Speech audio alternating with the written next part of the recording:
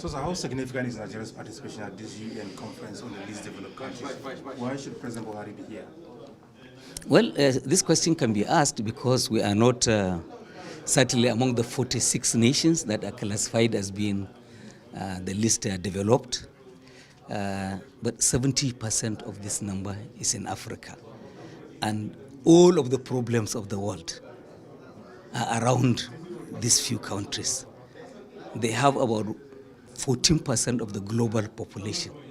But put together, all of their GDP is less than 1.3% of the global GDP.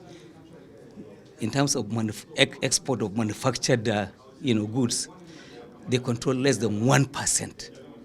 So they are bedevilled by so many things: debt crisis, problems of borrowing, hunger, insecurity, compounded by climate change, and all of the things that have been generated by global recession and the coronavirus epidemic.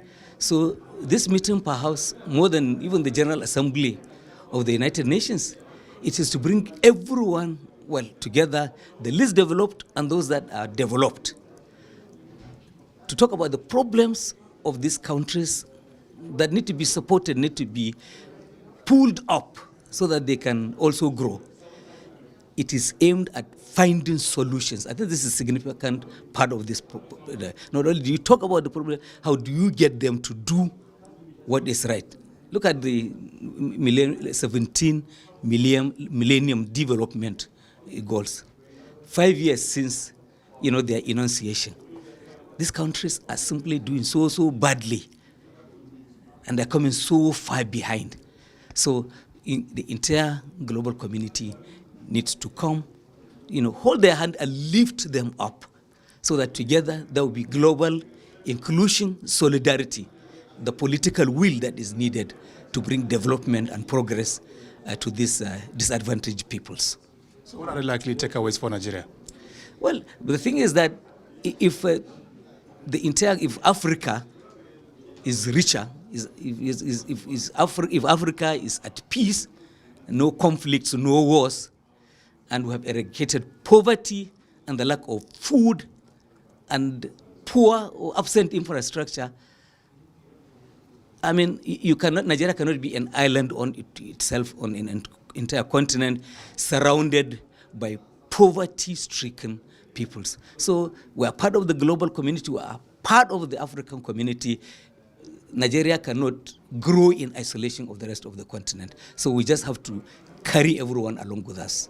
But what makes this summit different from other summits that concentrated on development and all that? This is focusing essentially on what to do in order to solve problems. Other meetings may be happening, talk shops and all of that, but the thing is that you expect that there will be an action plan that will be generated from Doha, as was the case when they last met 5 years back in Istanbul. So we expect an action plan, arising from this. So they say charity begins at home. Do you think we as Africans, are helping ourselves enough? Doing well, like Nigeria, have to show leadership in this. And this is why I think essentially the president is here. And I'm sure in his speech he's going to talk to the world about what we as a country we are doing to help sister. Look at, the Technical Aid Corps, for instance, which,